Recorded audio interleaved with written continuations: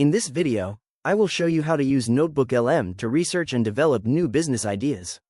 I start on the home screen and click Create New to begin a fresh project. I type business ideas into the search bar to gather the latest information from across the web.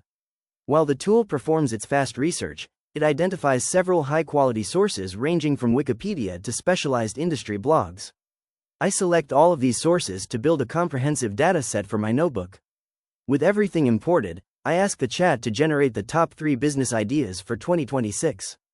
The AI analyzes the data and suggests high-growth areas like AI-powered consulting and vertical farming. I can dive deeper by clicking the suggested questions to explore niche edtech markets or learn how to validate my startup idea with an MVP.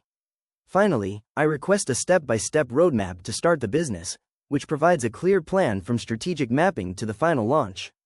On the right, I can see additional options to transform this research into a video overview or a mind map. If you found this walkthrough helpful, please consider liking the video and subscribing for more quick tips and tutorials.